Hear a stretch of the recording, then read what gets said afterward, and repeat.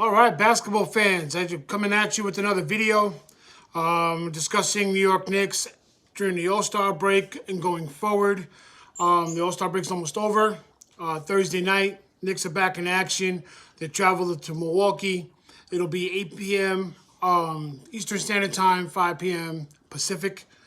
I think this game should be a good one. Milwaukee's looking out for a revenge game. The Knicks embarrassed them in the beginning of the season. Milwaukee's going to come out with a vengeance. Knicks need to be prepared for it. They've been having a lot of slow starts on offense in the last few games going towards the All-Star break. I'll put that towards a little bit of fatigue, being that the players that we have, they have really exerted themselves with a lot of minutes. Julius Randle is averaging the highest amount of minutes per game. I believe it's around 38 to 39 minutes a game. So he needed the rest time. He did spend a lot of time during the All-Star break. He actually participated in all three events, the All-Star game itself, the slam dunk contest, that's a prop, and the skills challenge, which, you know, he didn't do well at. It was just a fun time for him, festivities. He was really excited. He wants to be continuing to be selected. They gave him motivation to continue to hone in his game. The one thing about Julius Randle that he must get under control is his turnovers. He tends to turn the ball over a little too much. When they go to triple team him or trap him, he doesn't really recognize the trap coming, or there's no communication coming from the Knicks offensive side of the ball where letting him know the trap is coming, and they're not making themselves available for the pass, therefore causing turnovers. So, you know, they need to be a little more careful. The Knicks this season under Tom Thibodeau is doing an isolation dominant offense. I believe the reason for that is they don't have too many distributors of the ball. Hence the rumors of Lonzo Ball being a trade going for him because he's a good distributor. But the man can't shoot to save his life. Maybe he's improved some, but man, I don't really. Lonzo Ball is a good facilitator, he's a good ball handler, but he's no threat from the outside. So he really needs to start learning how to shoot for me to be on board with this. They also were talking about Victor Oladipo. To me, that's dead in the water. Don't even bother picking him up. He wants to go to Miami. This is the end of the last year of his contract, so it'll be a rental. So why give up any assets to pick him up? It doesn't make any logical sense.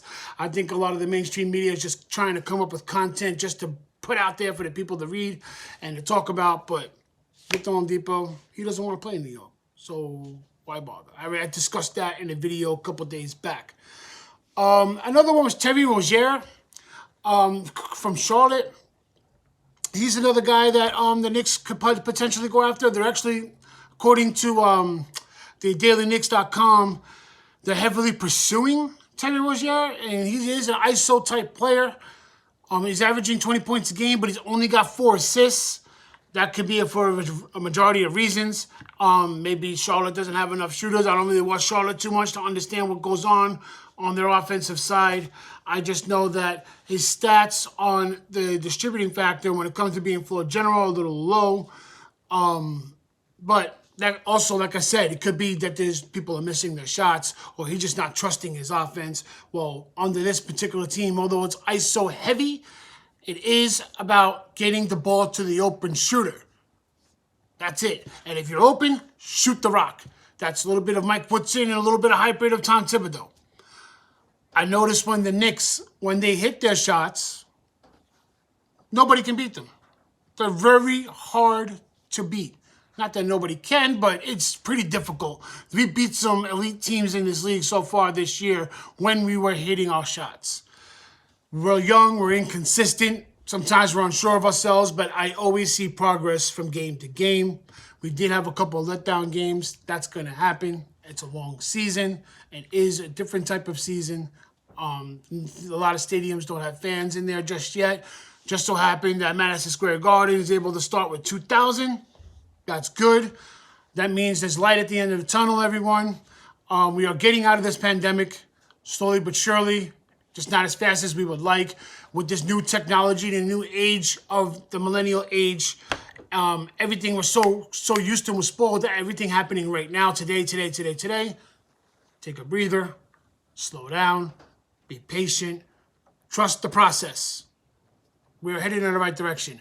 Let's not make the same mistakes we've made in the past and sell off our future assets to bring in a player, one guy that what if he gets hurt? Now we have no backups and we have no assets going forward, right? So let's be smart about this. If the guy wants to sign on and we have enough room to sign him, cool.